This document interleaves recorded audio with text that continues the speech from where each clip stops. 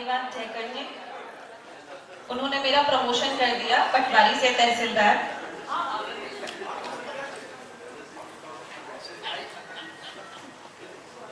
सर्वप्रथम city of Joy Calcutta शहर में आयोजित आपणी धरोहर मायड़ भाषा साहित्य सांस्कृतिक एवं हमारे संपूर्ण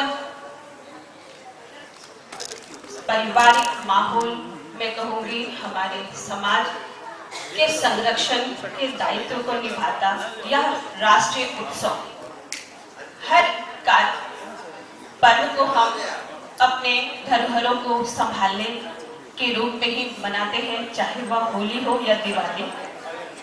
इसी क्रम में हमारे अखिल भारतीय मारवाड़ी युवा मंच ने इस राष्ट्रीय उत्सव का आयोजन हम सभी के लिए अपनी धरोहर को सहेजने, संवारने और संरक्षण की ऊंचाइयों को पाने के लिए किया है। आप सबका इसमें हार्दिक अभिनंदन, हार्दिक स्वागत। लिखने पढ़ने को आपा बेहतर कया बनाओ कालसा आपा इस परिसर में विभिन्न तरह की परिचर्चा विभिन्न सत्रों का माध्यम से कर रहा जिसमें कि कविता पाठ से लेकर सांस्कृतिक धरोहर ने कई संजोई जावे इ पर गहन चर्चा गहन परिचर्चा एवं अपना मंच परिवार के विभिन्न सदस्यों के द्वारा उनकी प्रतिभाओं का परिलक्षण हमने अपने मंच माध्यम में विभिन्न स्तर पर देखा, समझा। एक शानदार सत्र अपनी प्रतिभा को निखारने हेतु अपनी लिखन क्षमता अपनी पढ़ने की क्षमता ने आपा और कया पॉलिश करा। शायद थोड़ी मिश्रित भाषा मेरी बातों में आएगी, इसके लिए क्षमा प्रार्थी रहूंगी। और आज गुरु पूर्णिमा के अवसर पर हमें माना यह शुभ अवसर मिली कि आपा न एक बहुत साक्षात ऊपर से भगवान की परम अनुकंपा के आधार पर एक बहुत बड़ी हस्ती का सागर अपनी लेखन क्षमता न निखारना को यो मौका मिलो है। आपा सगला मिलकर इस पन्ना साक्षी मानते हुए इन्हें सफल बनावा।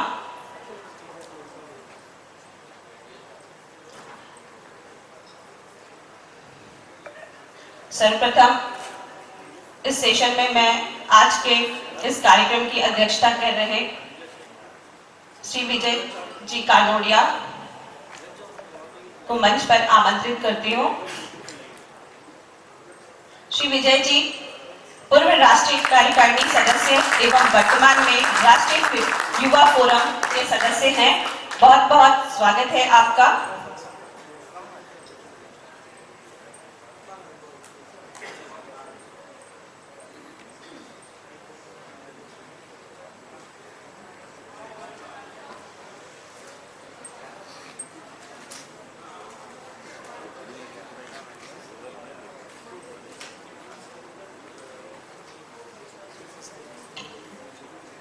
इसके साथ ही इस परिषद में हमारे साथ इस सेशन को के गुरु के तौर पर उपस्थित है जनाब शीन काफ निजाम साहब। कृपया जोरदार तालियों से पूरा हॉल कट्टर ध्वनि से उनका स्वागत करें। और मैं आग्रह करूंगी कि हमारे आयोजित सभा उन्हें मंच पर लेकर आए। निजाम साहब की कविताएं पूरी तरह भारतीय हैं। उनकी रचनाएं संवेदनशील संसार में हमें आमंत्रित करती हैं। देश काल और वातावरण उनकी रचनाओं में गूंजता है। उनके काव्य को पढ़कर लगता है कि हम किसी सुंदर बागीचे में झांक रहे हैं। उनकी रचनाओं में भावना और विचारों अथवा भावों के जगत में मुक्त आसंगों किसी एक निरायास यात्रा होती रहे, इस उद्देश्य की पूर्ति निजाम साहब की गजलें बखूबी करती हैं। जोरदार तालियों से हम सभी उनका स्वागत करें। साथ ही मैं चाहूंगी कि आतिथ्य समिति के द्वारा मोहित जी ट्रोलिया हावड़ा शाखा से हमारे इस सत्र की अध्यक्षता कर रहे श्री विनय जी कानोड़िया का स्वागत करें एवं सम्मान करें। श्री रोहित जी सरावगी।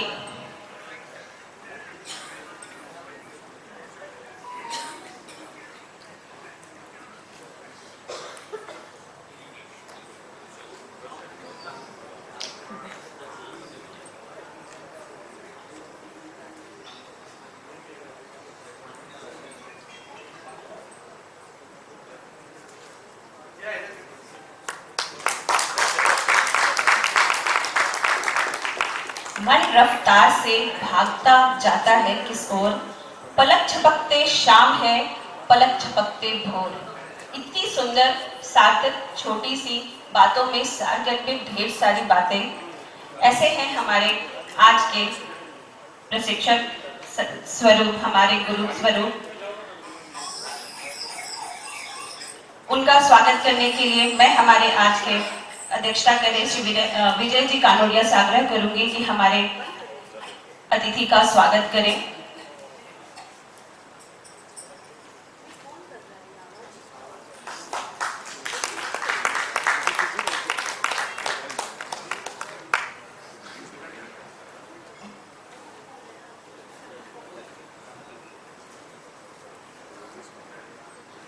हमारे इस सत्र के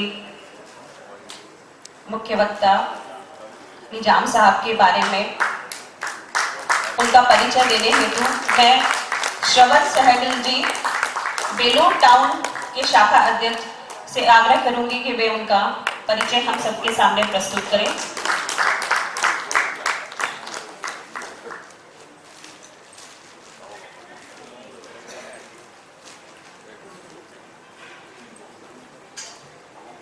रामलाल सरलानी। आज हमारे बीच एक बहुत ही बड़े कलाकार मौजूद हैं, शीनकाफ निजाम साहब। शीनकाफ निजाम साहब के बारे में परिचय करने का मुझे अवसर दिया गया, धन्यवाद। शीनकाफ निजाम साहब जी 26 नवंबर 1946 को राजस्थान के जोधपुर के जुम्मे गांव में जन्मे थे। 1946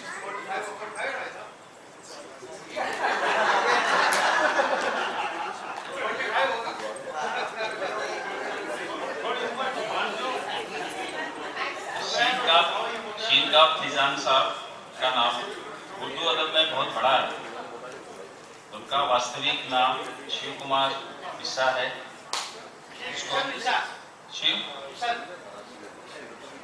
शिव किशन बिस्सा है, जिसको वो उर्दू में शीनकाफ लिखते हैं।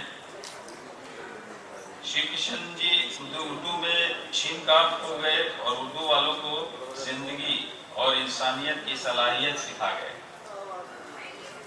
आपने बहुत ही कम उम्र में उर्दू और हिंदी जगत में एक सम्मानित स्थान प्राप्त कर लिया है।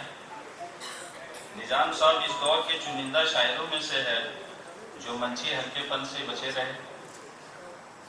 विधा और आलोचना में रचना करते हुए आपने हिंदी से उर्दू तथा उर्दू से हिंदी में आधुनिक कविता का अनुवाद कार्य भी किया है। आप कई उर्दू पत्रिकाओं के संपादन से जुड़े रहे। आप उर्दू के जाने माने शायर एवं समालोचक भी हैं। आपकी प्रमुख कृतियां हैं कविता लम्हों की सलीब, जो इनका प्रथम प्रकाशन है 1971 में, नाथ, दशक में दरिया, साया कोई लंबा न था, सायों के साये में, रास्ता ये कहीं नहीं जाता, बजाएं खो गई, गुमशुदा दौर की गूंजती घंटियां। आलोचना में मंटो अतिजाज और अफसाना, लफ्ज दर लफ्ज, मानी दर मानी, तस्किरा, मुआसिर, शुरा ए जोधपुर। इनके द्वारा रचित प्रसिद्ध कविता संग्रह गुमशुदा दौर की गूंजती घंटियों के लिए इन्हें वर्ष 2010 में साहित्य अकादमी पुरस्कार से सम्मानित भी किया गया था। इसके अलावा आपको राष्ट्रीय इकबाल सम्मान से भी सम्मानित किया गया एवं भारतीय भाषा भारती सम्मान सहित कई और पुरस्कारों से भी इन्हें पुरस्कृत किया गया था। तो हमारे बीच हमारा सौभाग्य है, हमारे बीच एक सुप्रसिद्ध कवि निजाम साहब मौजूद हैं। राजस्थान रत्न से भी पुरस्कार पुरस्कृत किया गया। इसी के साथ धन्यवाद।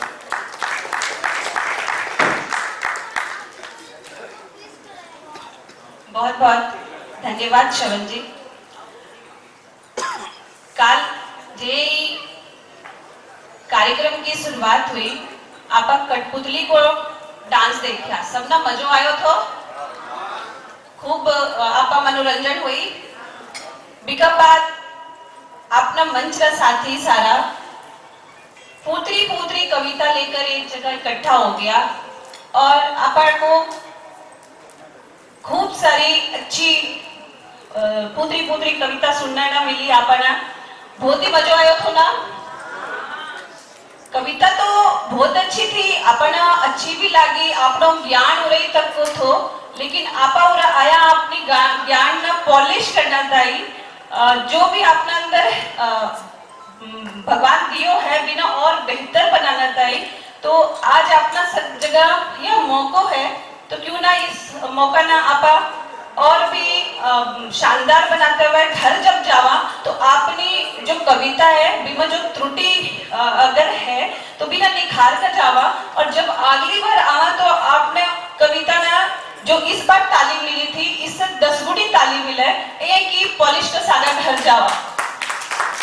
तो यो मौको आज अपना मारवाड़ी युवा मंच परिवार दियो है, अपना मंच का अभिभावक गण मिलकर दिया। हाँ, तो क्यों ना इन्हें पॉलिश करा। तो सबसे पहले मैं बताना चाहूंगी अपना अतिथि निजाम साहब ने कि काल एक कविता को पाठ को आयोजन हुए थे जिसमें बहुत सारा पार्टिसिपेट करया, और आज कुछ इस सभागार में उपस्थित भी है। तो अगर थे को थारी इजाजत हो तो कुछ कविता को जो भी उपस्थिति उरा है बिमल से कुछ हाथ अगर हैंड रेस करा तो वे लोग आकर आपकी कविता को पाठ पूरा फिर से जीवंत करेगा और भी में के सुधार हो सके। और अपना गुरुजी उरा बैठा है वो आपनो मार्गदर्शन करेगा।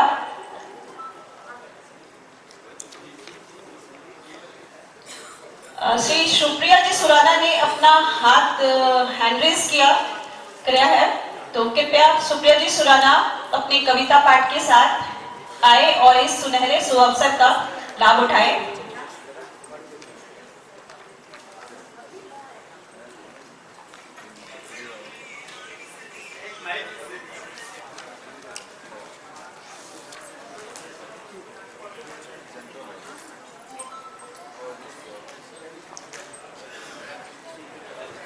कविता को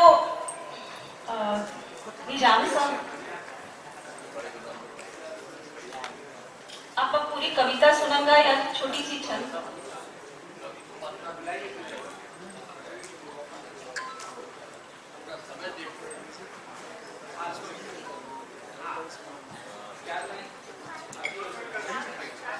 मेरी कविता का शीर्षक था हाय रे नेता। हम पेट खा रहे हैं वो नेट खा रहे हैं, हम पेट खा रहे हैं वो नेट खा रहे हैं, इन नेताओं को देखो जो देश खा रहे हैं। इतना वो खा गए कि देश हो गया नंगा, लंगोटिया पकड़कर हम उन्हीं की गा रहे हैं, हम उन्हीं की गा रहे हैं।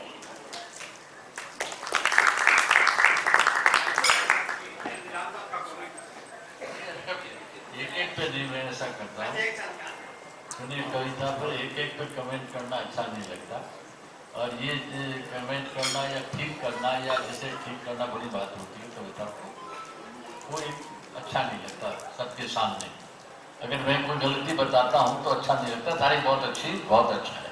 नेक्स्ट हैंड रेज करेंगे। लेकिन ये वो जो मैं सबको Please मिला welcome. करके आखिर में कुछ बातें अर्ज कर दूंगा, मैं नोट करता हूँ जहन में, तो अंत में मैं सभी बातें जी निजाम साहब।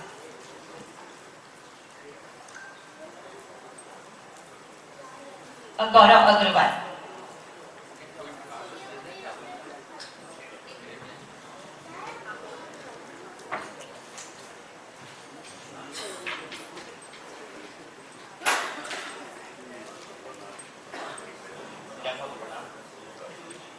मेरी पार्टी मुफ्ता की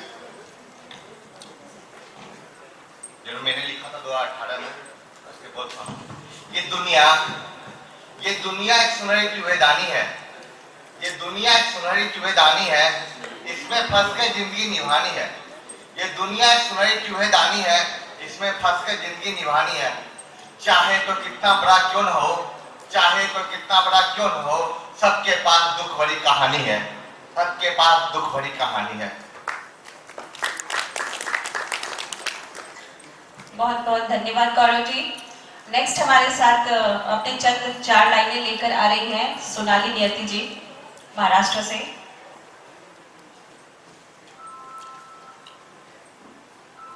मेरी कल की कविता का शीर्षक था तू। कोमल है, कमजोर नहीं है तू, आंखें क्यों की तरह रहना नहीं तू। जिंदगी को जन्म दे सकती है तो खुद की रक्षा के लिए जिंदगी ले भी सकती है तू। कमजोर नहीं है तू, जरूरत पड़े तो मृत्यु से भी लड़ जाए सावित्री बनकर, पूजनीय भी है तू, कमजोर नहीं है तू।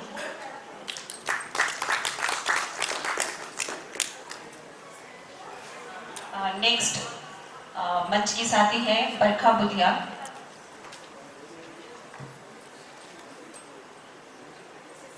मेरी कविता का शीर्षक है पहली बूंद। पहली बूंद गिरने को है, सुंदर रूप खिलने को है, मचल रहा धरा का यौवन, निखर रहा दुल्हन सातन। पहली बार इस धरती पर बरस रही छन छन छन। धन्यवाद।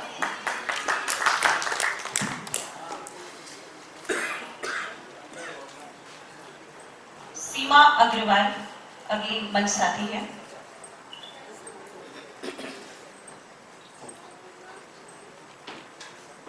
कल मैं इस समय के परिवर्तन पे बोली थी, तो वो शायद 4 लाइन से मेरे को 8 लाइन बोलनी पड़ेगी क्योंकि समय का परिवर्तन है।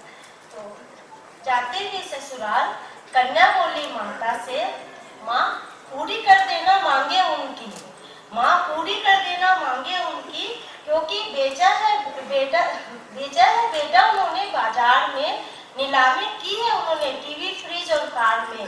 उनकी मांगे पूरी नहीं हुई तो, उनकी मांगे पूरी नहीं हुई तो माँ मैं रोज जगाई जाऊंगी, बांध कर सुंदर सी साड़ी में पंखे से लटकाई जाऊंगी, माँ मैं पंखे से लटकाई जाऊंगी। समय के परिवर्तन में वही कन्या अपनी माँ से बोलती है जब उसका रिश्ता आता है तो, माँ देख लेना, पता लगा लेना हैसियत अच्छे से लड़के की, पता लगा लेना हैसियत अच्छे से लड़के की।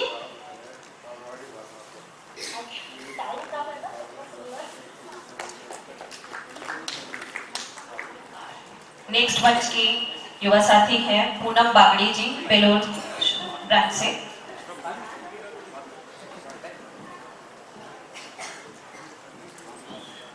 मेरी कविता का शीर्षक है बादल और मन। ये बादल जो भटकते फिरते हैं आकाश में, क्या कभी सोचा है तुमने कहां से आते हैं? इधर से उधर फिरते हैं दीवानों की तरह और फिर कहां चले जाते हैं। देखकर धरती का उजड़ा श्रृंगार, प्यार उमड़ता है इनमें, पाकर इनका प्रेम धरती सजाती है अपना रूप, करती है श्रृंगार। भर देते हैं ये मांग पृथ्वी की तरह तरह के रंगों से, भरते हैं चूनड़ उसकी प्रकृति के सुंदर उपहारों से। ये बादल हर जगह है, ये बसते हैं मानव मन में भी, किंतु परिस्थितियों की हवा बनकर चक्रवात सृष्टि करती है चक्रवातों की और उड़ा ले जाती है इस निहासित बादलों को दूर दूर, बहुत दूर।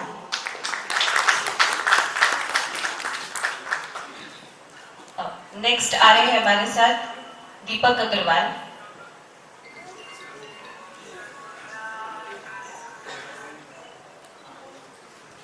मेरी कविता एक माँ के बारे में है जो भट्टी में रोटी पकाती है। जलती उम्मीदों में मैं काली हो गई हूँ, जलते उम्मीदों में मैं काली हो गई हूँ, कच्ची रोटी की तरह सपनों से अलग हो गई हूँ। जिस तरह रोज रोटी को तपाना पड़ता है ताव में, जिस तरह रोटी को रोज तपाना पड़ता है ताव में, उसी तरह शायद जिंदगी में ज्यादा मजबूत हो गई हूँ। धन्यवाद।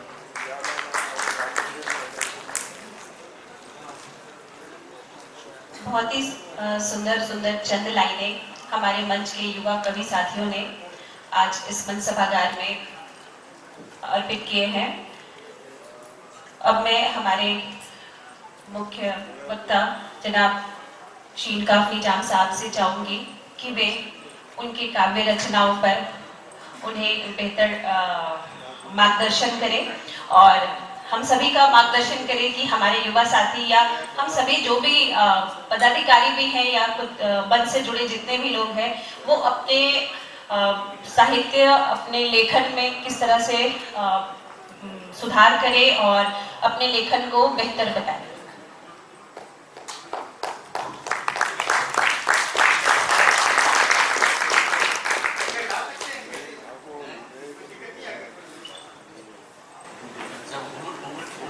बना ही ठहरा तो फिर दिक्कत क्या है?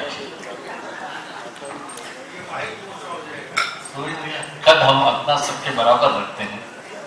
एक शेर हमारे शायर साहब का था, वकूर साहब का, राजस्थान के थे वो भी, कि सबसे झुककर मिलना अपनी आदत है। सबसे झुककर मिलना अपनी आदत है। कद अपना हम सबके बराबर रखते हैं। बहुत अच्छा लगा। पता नहीं चेतन स्वामी जी यहाँ है कि नहीं है ना। अब देखा एक भी आदमी ने राजस्थान की कविता नहीं सुनाई। क्या मुझे लगा था कि वे कुछ राजस्थानी कविताएं सुनने का भी मौका मिलेगा, लेकिन बहरहाल आप लोगों में से जितनी कविताएं, जितनी कविता तो क्या थी, देखिए कविता जो है वो असल में कोई चावल की देग तो है नहीं, तो उसमें से एक चावल पकड़ो देखो कि पक गया कि नहीं पक गया। कविता तो पता नहीं कब कौन सी आ जाए आदमी के। और हम जिस जबान में लिखते हैं उस जबान में तो माफ कीजिए, अगर आदमी जिंदगी में एक लाइन ठीक से लिख दे हो गया उसका काम। एक लाइन, अगर एक लाइन भी किसी शायर को, उर्दू के शायर को मिल जाए तो उसका तो जीवन धन्य हो गया। वो शेर नहीं मांगता, शेर में 2 लाइनें होती, लेकिन एक मिसरा, एक लाइन अच्छी मिल जाए। अब मैं आपसे बताऊं कि बहुत सारी चीजें इसमें बीच में थी। सबसे अहम बात जो मुझे लगी वो असल में हम शब्दों का प्रयोग तो करते हैं, लेकिन हम ये भूल जाते हैं कि असल में टीवी ने और ये कमबख्त जिसे क्या कहते हैं, आपने बेटा नाम लेने को फिर समझता हूँ, तो बाहर उसने बहुत खराब किया। याद रखिए कि आप जब भी बोलते हैं तो आप बोलें, उसमें कोई और नहीं बोले। और ये सबसे बड़ी मुश्किल बात है हमारे आप सब बहनों से और भाइयों से। हमें तो ये समझाया गया, हमें ये समझाया, मैं ये समझाना चाहता हूँ। समझाना बड़ा मुश्किल लगता है। गुरु पूर्णिमा गुरु गुरु कहते थोड़ा बोरा गया मैं भी। मैं ये अर्ज करना चाहता हूँ कि अगर मैं इनकी नकल कर रहा हूँ, अगर तो याद रखिए कि एक मील की लंबाई उतनी ही हो सकती है जिस पेड़ से वो लिपटी हुई है, उसके आगे नहीं जाएगी। अगर मैंने एक्स पोइट की नकल की है तो मैं एक्स तक नहीं जा सकता हूं, वाई तक नहीं पहुंच सकता। मैं ये नहीं कहता नकल मत करो, अरे भाई मेरे बुजुर्गों ने भी और आपके बुजुर्गों ने भी आपको चलना सिखाया था, लेकिन अब जो आपने चाल पकड़ ली है वो तो आपकी चाल है और उस चाल से आप पहचाने जाते हैं कि ये चाल से पकड़ा जाएगा कि वो आदमी जा रहा है। तो आपने ये कोशिश नहीं करना चाहिए आपको कि अगर मान लीजिए एक्स इस तरह पढ़ते हैं, ऐसा जरा जरूरी बात कर लें, कोई नहीं बहुत ज्यादा जरूरी बात कर लीजिए आप, तो उसके बाद ही कुछ किया जा सकता है। मेरी गुजारिश सिर्फ ये है कि आप अपनी आवाज को पा लीजिए बस। जिस तरह हम किसी और की तरह चलना नहीं चाहते, जब हम किसी और की तरह खाना पीना नहीं चाहते, तो हम किसी और की तरह कविता क्यों लिखना चाहते हैं? मैं तो कविता अपनी तरह लिखूंगा, और याद रखिए जब मैं अपनी तरह लिखूंगा तो उसे अपनी तरह पढ़ूंगा भी, क्योंकि वो तो मेरी है। अभी जैसे वो बता रहे थे कि वेद की चांटिंग कैसे होती है, तो वेद की चांटिंग है, मेरी चांटिंग थोड़ी है। तो मेरी गुजारिश ये थी कि एक तो पेड़ की बुनियादें, अब एक बहुत अच्छी बात है कि हमने कविता को तफरीह की चीज माना, माफ कीजिए। एक जमाना था कि जब कविता को तफरीह की चीज नहीं माना जाता, आज वो भी कितनी तालियां बटोर ली है, वो कविता अच्छी हो रही है। रतन जी यहाँ तशरीफ रखते हैं, इनके बड़े भाई देवती जी को स्मरण करता हूँ।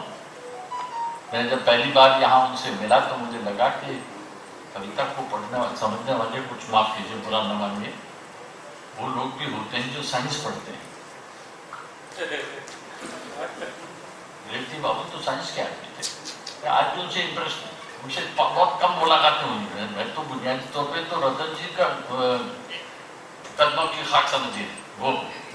तो बहरहाल मेरी सबसे अहम आपसे गुजारिश, आप जैसा भी लिख रहे हैं, इन 4 लाइनों से कुछ पता नहीं कर सकता, कोई कुछ नहीं कह सकता, और जो कह सकता है वो फिर कोई बहुत बड़ा एस्ट्रोनॉट होगा या माँ सरस्वती ही होगी जो ये कह सके कि कबीरदांगी कबीरदांगी कबीरदांगी। लेकिन मैं ये जरूर कह सकता हूँ कि कवि की पहली और अंतिम इच्छा होती है और होनी चाहिए कि वो सही शब्द की तलाश करें। पहले नहीं, शब्द आप कॉइन कर लीजिए, लेकिन पहले आपको ये पता तो हो कि आपकी भाषा में वो शब्द नहीं है, ये पहले तय कर लीजिए। ऐसा ना वो शब्द हो आपको पता नहीं हो। अब जैसे मैं एक उदाहरण आपको दूं कि आपने गल्प भी कहा, कहानी भी कही।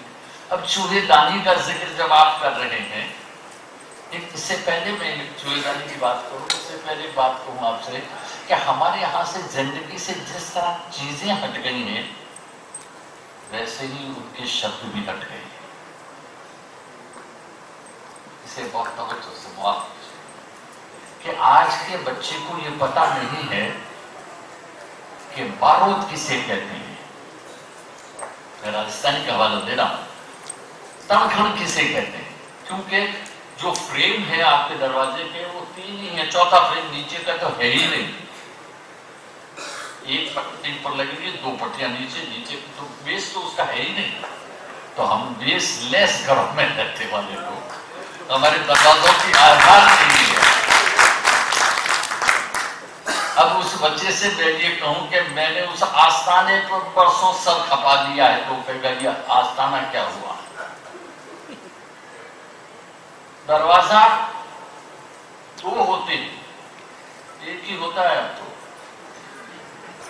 एक ही दरवाजा बंद किया, बस खत्म। यानी दहलीज की जो अजमत थी, दहलीज की जो पाकीज़गी थी, दहलीज से मेरी जिंदगी की जो राब्ते थे, दहलीज से जो मेरी रिवायतें जुड़ी हुई थी, घरों में कमरे वाले होते नहीं आजकल, माफ कीजिए। सुबह दिवाली का दिया जब जलने के लिए पूछा जाता है कि भाई और कमला अल्लाह कहाँ है, कहीं नहीं, फिर कहाँ रखें, अरे कहीं रख दो यार, क्या है। तो लक्ष्मी भी फिर कहीं से रख दो, ठीक है, लक्ष्मी भी ऐसी होगी। लक्ष्मी का मतलब सिर्फ धन नहीं है,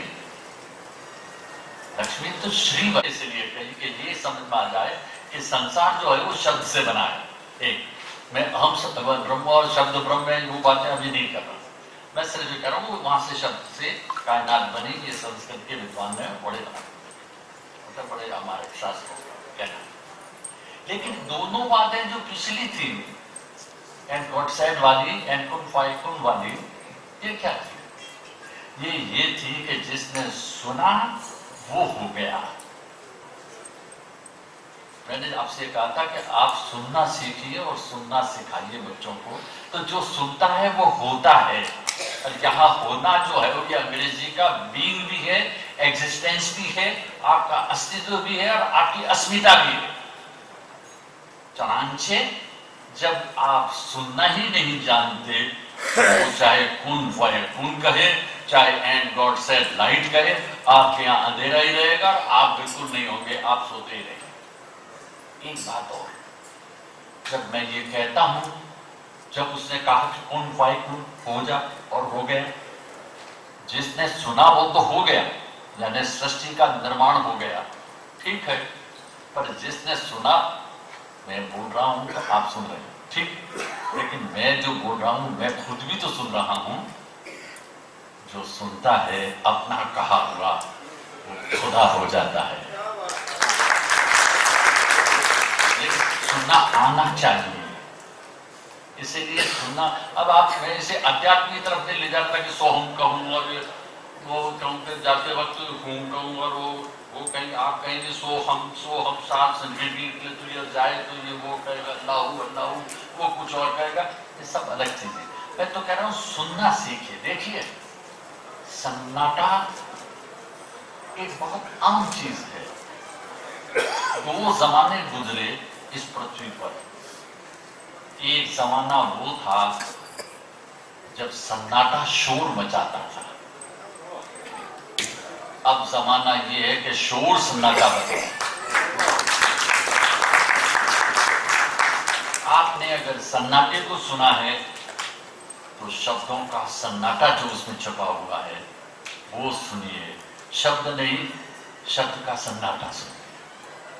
और इसलिए अच्छी कविता जो होती है वो एक सन्नाटे का निर्माण करती है। सन्नाटे का मतलब चुप्पी नहीं है, ये याद रखिए।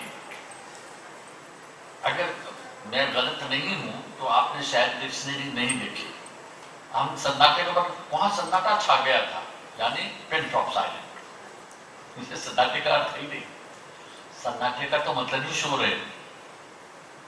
डिक्शनरी देखिए, जब तेज आंधी में तूफान आता है और आंधी उसके साथ चलती है, सांस सांस सांस सांस की जो आवाज है उसका नाम सन्नाटा है। इसलिए शब्दों का सन्नाटा जो है वो सन्नाटे के शब्द से बड़ा है। इसलिए एक शेर सुने, बहुत सामने का शेर है और आप एंजॉय करेंगे और उसे एंजॉय करेंगे इन अर्थों में, वो नहीं ताली वाला एंजॉय नहीं, जो इस बात में अर्ज कर रहा हूं कि अपना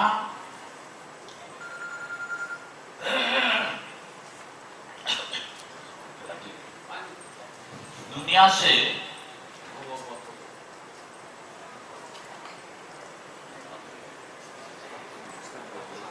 आप कैसी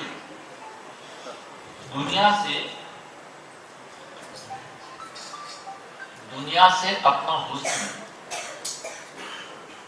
छिपाने के वास्ते, दुनिया से अपना हुस्न छिपाने वाला तो सब कहेंगे, इसीलिए मैंने छिपाने पे दुनिया पे अपना हुस्न जताने के वास्ते। अब देखिए शेर कैसे बदलता है। छुपाना में जानबूझ के बोला मैंने, दुनिया पे अपना हुस्न जताने के वास्ते ऐसा लिया है रूह ने मुझसे गुवार का। आत्मा ने अपना हुस्न, अपना सौंदर्य दुनिया पर प्रकट करने के लिए इस शरीर का, मिट्टी का एहसान लिया है। लेकिन किस लिए? छिपाने के लिए नहीं, जताने के लिए। जो कभी भाषा में अपने को छिपा नहीं सकता, वो भाषा में अपने को बताएगा कैसे? आर्ट तो छिपाना है, बताना नहीं। अगर इसका भौंडा उदाहरण दूं तो यूं कहूं कि औरतें जितना भी मेकअप करती हैं, हम लोग जितने भी अच्छे खासे बन करके आते हैं, ये बताने के लिए आते हैं कि छुपाने के लिए? फैसला आपके हाथ में है। लेकिन उस बताने को छुपाना चाहते हैं। आप देखिए, छिपा छिपा के बताना चाहते हैं। कविता भी छिपा छिपा के बताने का नाम है, सीधा बताने का नाम नहीं कि मैं छुआ हूं और तुम्हें जानी चाहिए।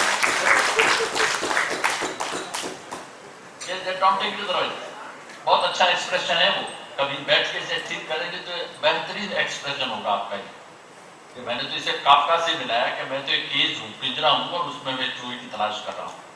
लेकिन सवाल ये, मुझे बताना आने से पहले मुझे छिपाना आना।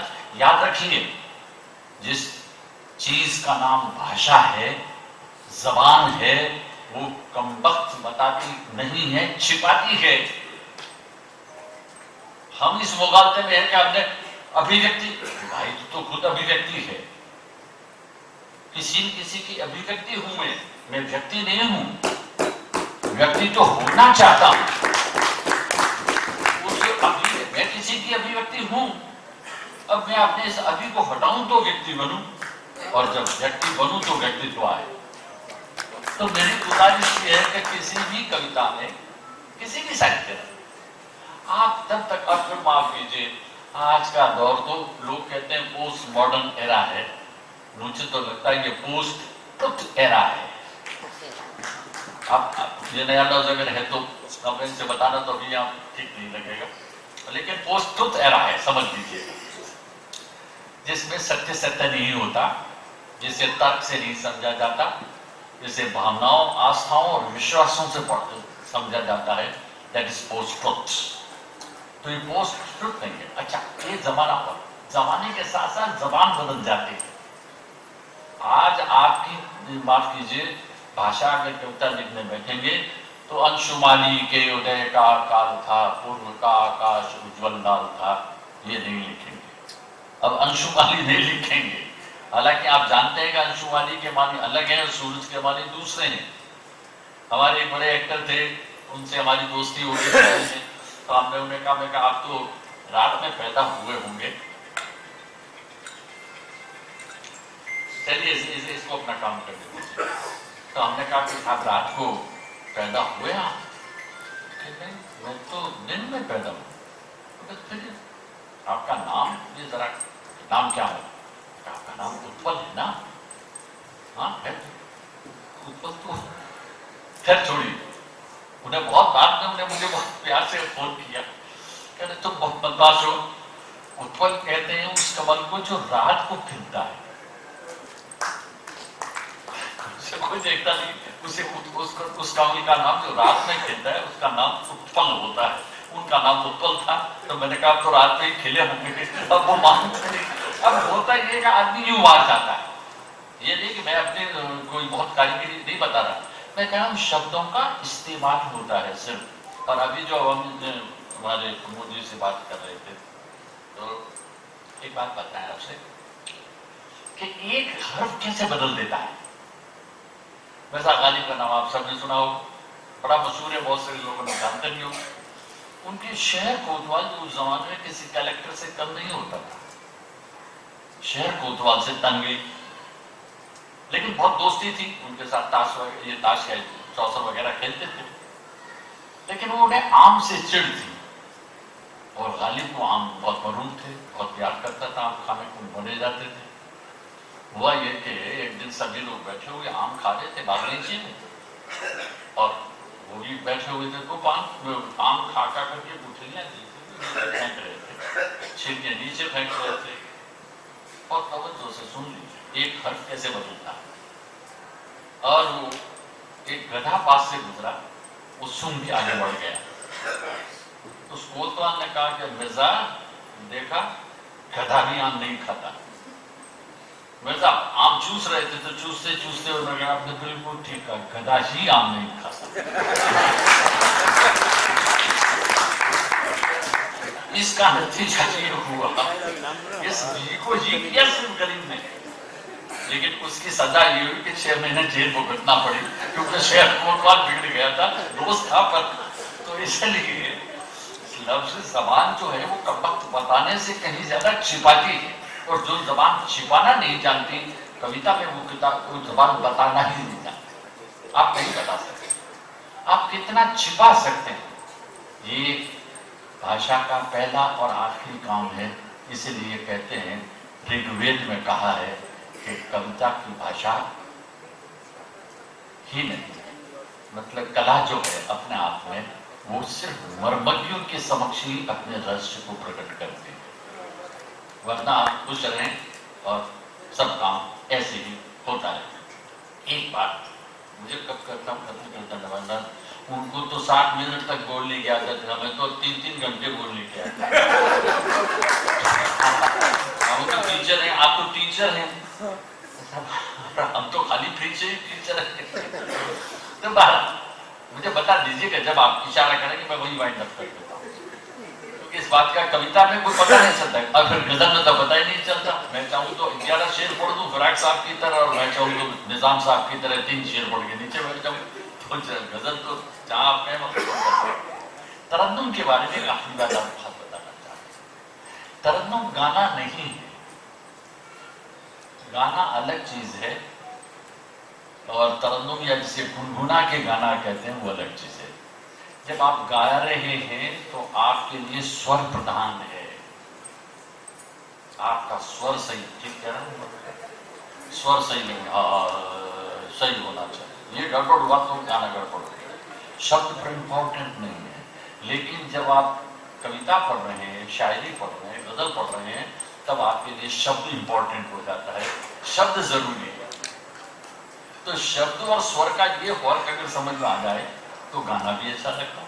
नहीं तो ये है कि तो 3 बातें मेरा ख्याल है कि काफी हो गए काम मेरा।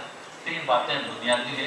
नंबर 1 तो आप किसी की तरह मत होइए, क्योंकि उसमें यही होगा कि कोई भी बेल किसी भी पेड़ से लिपट जाए, उसकी ऊंचाई की सीमा वहीं तक है जहां तक उस पेड़ की सीमा है, उसके आगे नहीं जा सकती, और कविता की कोई सीमा नहीं है। नंबर 2, अपने आप को ही कविता में तलाश कीजिए, आप ही हैं, आप किसी की तरह मत बनिए कविता में। एक कविता अच्छी लगी तो उसे आप उसी तरह मैं भी लिख दूं, ये न कीजिए। भले कोई परवाह नहीं है, उसने भी जब पहली बार लिखा था उसे भी किसी ने नहीं सुना था, आपको भी नहीं सुनी, परवाह नहीं। नंबर 3 बात ये कि जब आप कविता पढ़ें तो आपको ये ध्यान होना चाहिए कि मैं जो दूर बोल रहा हूँ ये वाकई दूर आपको समझ में आ जाना चाहिए। दूर गया था, कहाँ गए थे? दूर गया था, कहाँ गए थे? बहुत दूर गया था भाई। अब देख लीजिए दूर में क्या फर्क है, क्योंकि मैंने फिर अर्ज करूँ आपसे कि भाषा जो है वो बताती नहीं, छिपाती, और वो छिपाने के लिए है। ठीक वैसे ही जैसे श्रृंगार जो है वो जताने के लिए है कि देखिए अंदर कुछ और है, तलाश करता हूं। अगर मैंने या मर्द नहीं औरत ने किसी ने, इवन मेकअप का मतलब ही यही है कि मैं आपको वो चीज, अब आप ढूंढिए कि मैं कहाँ हूं। ये तो मैंने पाउडर लगा लिया, मैंने बाल रंग लिए, मैंने दांत नए बनवा लिए, मैंने चश्मा पहन लिया, सब कुछ कर दिया। अब इस सबसे काट करके आप देख सकते हैं अगर आप, तब तो आप आलोचक हैं, वरना आप नोचक हैं।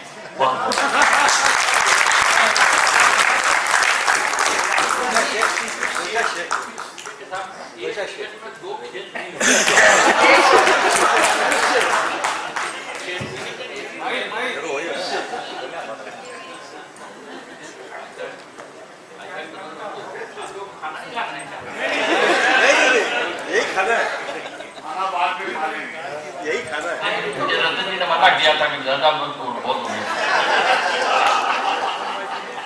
देखिए अब ये ऐसा हो गया कि एक आदमी से पहले कहा कि तू अक्ल की बातें कर, उसने अक्ल की बातें की, अब वो कर चुका तो जगह इश्क कर। ये दो बातें कैसे हो गया? अब ये बताइए। चलिए, लेकिन बस आपने तो कहा नहीं, नियते पर बात नहीं करते, मैं लिखता हूँ। ये पन्ना भी आप लोगों की मेहरबानी से थोड़ा बहुत हो गया जितना होना था। बहरहाल एक बहुत छोटी सी नज़र से मैं अपनी बात शुरू करूँ, बेकार आपका भी वक्त जाया करूँ, तो मैं ये फिर भी कह रहा हूँ खाना खा लिया, ठंडा हो रहा है। चलिए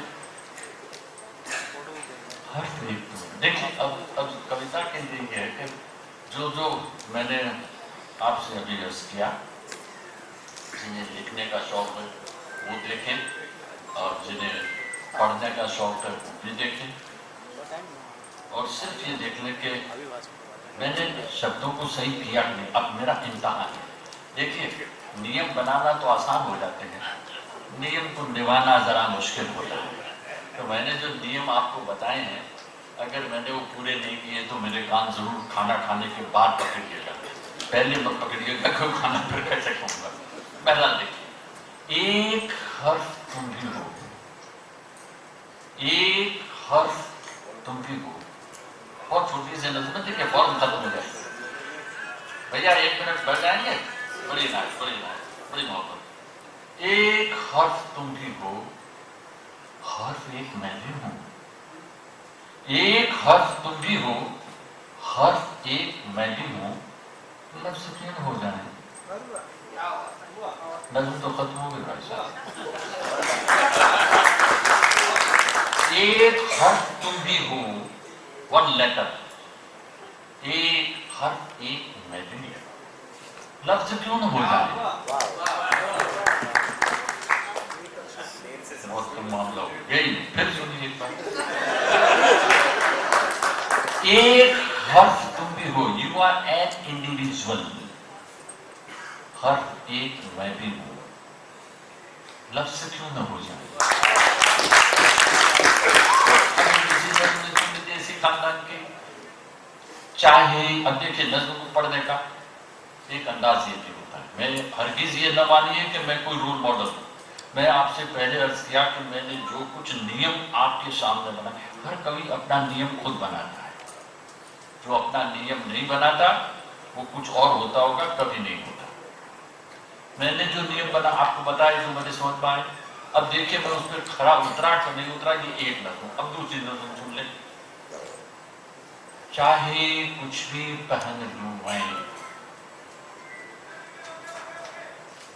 चाहे कुछ भी पहन लूं मैं, चाहे कुछ भी पहन लूं मैं, सज संवर लूं। चाहे कुछ भी पहन लूं मैं, सज संवर लूं, कैसा लगता हूं, जवाब इसका मुझे मिलता नहीं है। चाहे कुछ भी पहन लूं मैं, सज संवर लूं, कैसा लगता हूं, जवाब इसका मुझे मिलता नहीं है, जब तक वो देख न ले।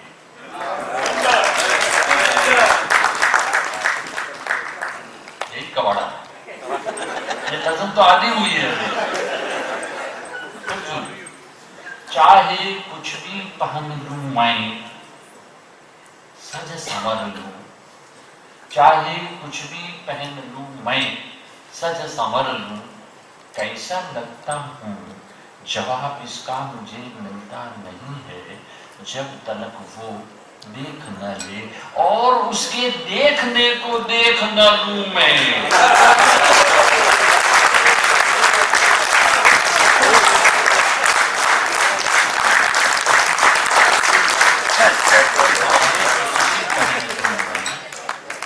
चाहे कुछ भी पहन लूं मैं, सज संवर लूं, कैसा लगता हूं, जवाब इसका मुझे मिलता नहीं है, जब तक वो देख न ले, और उसके देखने को देख न लूं मैं।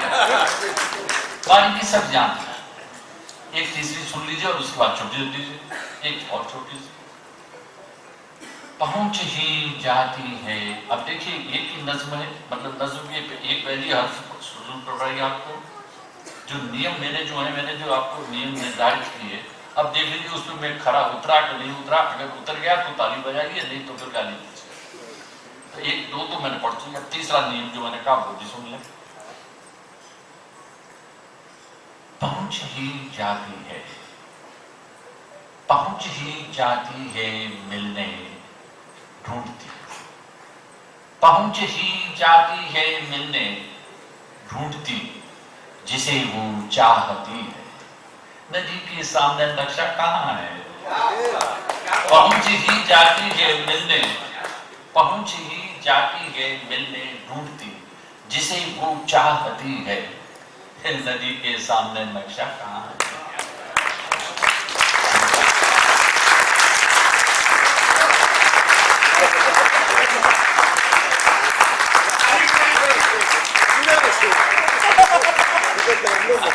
अकल की बातें क्यों करवाते थे?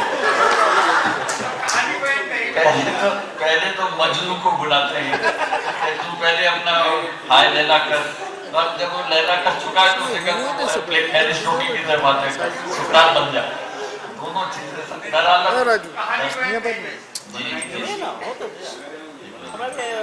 दो चार चीजें ये गलत कहानी कोई अनकही भेजते। माफ कीजिए आप सब, ये आप सबसे बहनों से माओ से शिकायत है मेरी खास तौर से, वो कहानी कहना भूल गई है। उनके बच्चे हंगामा देखते हैं, पोगो देखते हैं और अल्लाह जाने क्या क्या देखते हैं।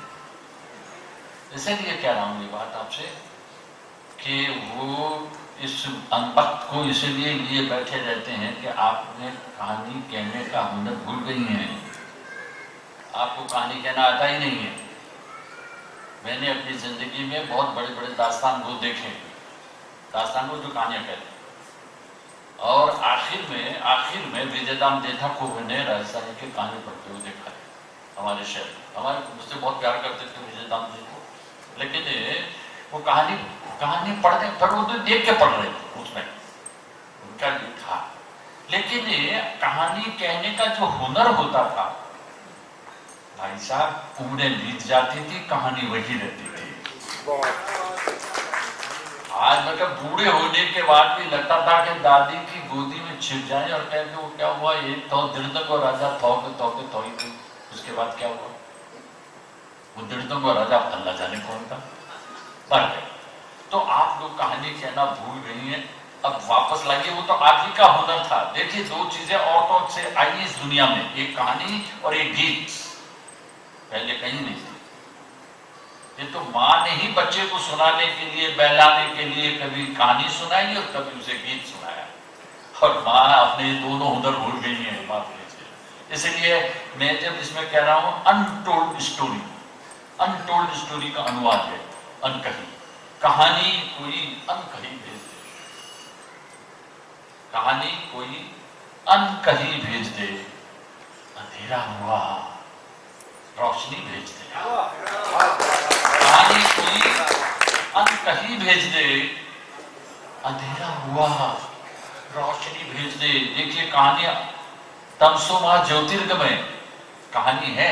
कहानी कोई अनकही, अंधेरे से उजाला जा, कहानी कोई अनकही भेज दे, अंधेरा हुआ रोशनी भेज दे।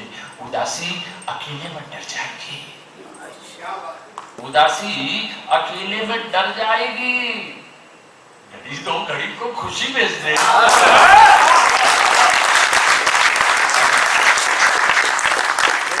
उदासी अकेले में डर जाएगी, घड़ी तो डर किसे कहते हैं? उदासी अकेले में डर जाएगी, घड़ी दो घड़ी को खुशी भेज दे। और ये आखिरी शेर के फरिश्ते जमीन पर बहुत आ चुके, फरिश्ते जमीन पर बहुत आ चुके, कहीं से कोई आदमी भेज दे।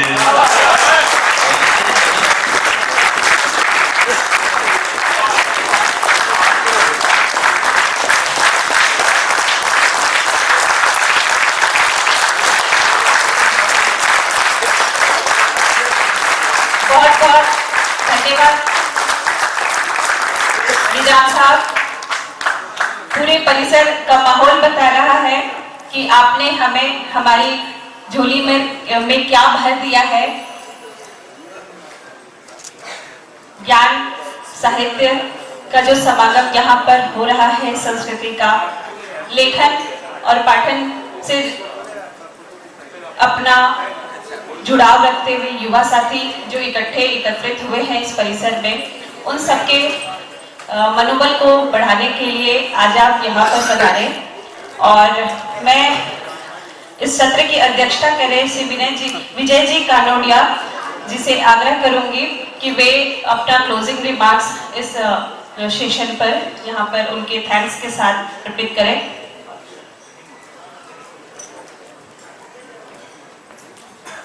धन्यवाद मिया जी। हमारे आज के प्रधान वक्ता श्री निजाम साहब, सभागार में उपस्थित सारे अग्रजनों को प्रणाम करता हूँ।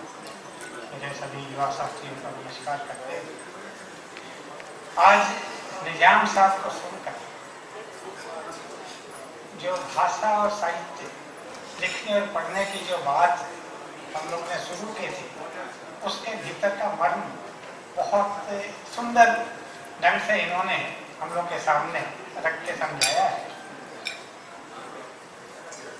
इनकी सारी बातों में एक बात तो मुझे लगता है कि हम सभी इस चीज को मानते हैं, शब्दों का जो इतिहास है, जब शब्द तैयार होते हैं एक बड़ा लंबा अंतराल के बाद में चलते हुए आते हैं और खुद में एक विरासत और धरोहर लेकर आगे बढ़ते हैं। और उन शब्दों का प्रयोग हमारे भीतर से हम कैसे उन चीज़ों को अपनी कहानियों में, कविताओं में, अपने जो हम चाहते हैं लिखना या जो व्यक्त करना, उसको हम लोग किस तरह से सुंदर ढंग से कर सकें। तो दर्शन के, अध्यात्म के सारे दृष्टिकोण से और निजाम साहब जो हम लोग के सामने रखे हैं बातों को, ये मन को बड़ा आनंदित कर रहे हैं। और मैं समझता हूँ कि आज इस कार्यक्रम को सुन के और जो भी हम लोग थोड़ी बहुत लिखते हैं, पढ़ने के इच्छा रखते हैं, उनके लिए एक बहुत अच्छा मार्गदर्शन हम लोग को मिला है। इस शब्दों के साथ में आप सबका धन्यवाद करता हूँ। नमस्कार।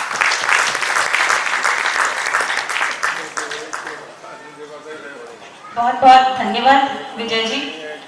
इसके साथ ही हमारे इस सत्र को हम विराम देते हुए आप सभी से आग्रह है कि दोपहर के भोजन की व्यवस्था बाहर है। कृपया 2:45 ओके 3 बजे हम सभी वापस इस परिसर में नेक्स्ट सेशन में सम्मिलित हो और भोजन के स्वाद के साथ उसका भी आनंद लेके हम लोग। बहुत बहुत धन्यवाद फिर से एक बार निजाम साहब आपका एवं विजय जी आपका।